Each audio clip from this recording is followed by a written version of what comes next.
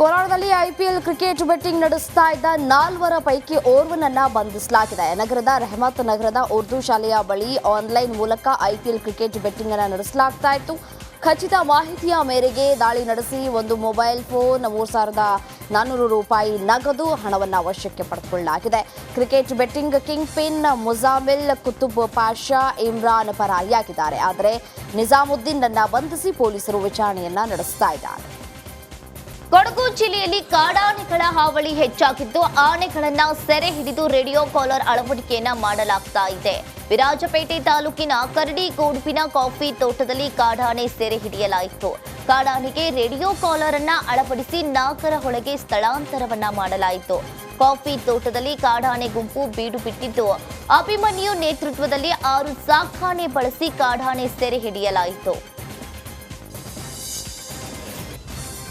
ಸರ್ಕಾರಿ ಉದ್ಯೋಗ ಕೊಡಿಸುವುದಾಗಿ ಲಕ್ಷ ವಂಚಿಸಿದ ಸಿಐಡಿಯ ಸೆಕ್ಷನ್ ಸೂಪರಿಂಟೆಂಡೆಂಟ್ ಸೇರಿ 2 ಪೊಲೀಸರ ಅತಿಥಿಯಾಗಿದ್ದಾರೆ.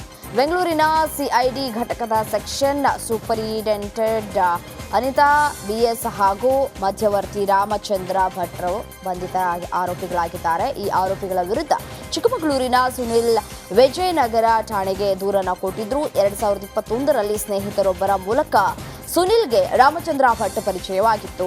ಸರ್ಕಾರಿ ಕೆಲಸವನ್ನ ಕೊಡಿಸ್ತೇನೆ ಅಂತ ಹೇಳಿ ಸುನಿಲ್ಗೆ ನಂಬಿಸಿದಂತಹ ರಾಮಚಂದ್ರ ಭಟ್ ಫುಸಲಾಯಿಸಿದ್ದ.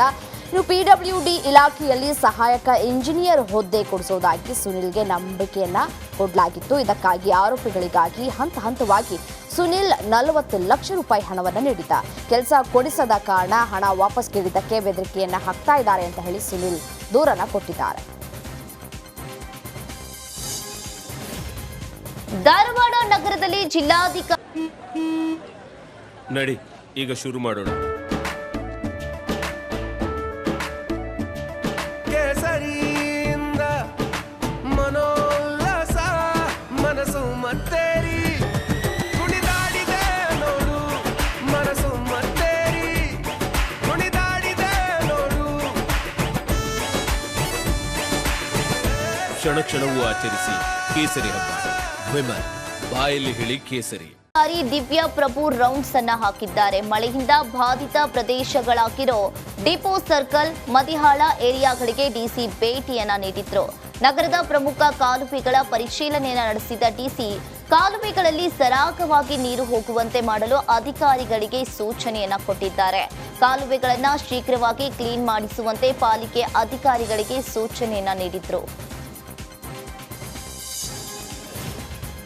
ಪರಸ್ಪರ ಆಸರೆಯಾಗಲು ಇಳಿ ವಯಸ್ಸಿನಲ್ಲಿ ಸಪ್ತಪದಿ ತುಳಿದ ಅಪರೂಪದ ಕ್ಷಣಕ್ಕೆ ದಾವಣಗೆರೆ ಸಾಕ್ಷಿಯಾಗಿದೆ. ಹೊನ್ನಾಳಿ ತಾಲೂಕಿನ ಕುಂಬಳೂರು ಗ್ರಾಮದಲ್ಲಿ ನಡೆದಂತಹ ವಿಶೇಷ ಮದುವೆ ಇದು.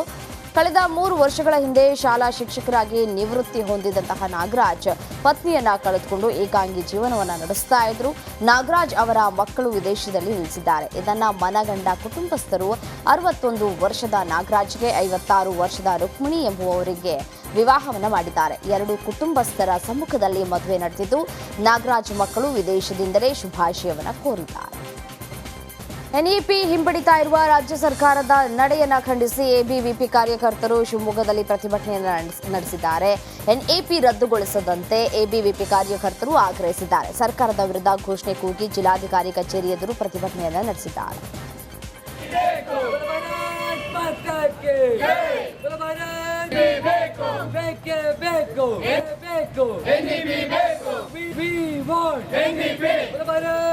NEP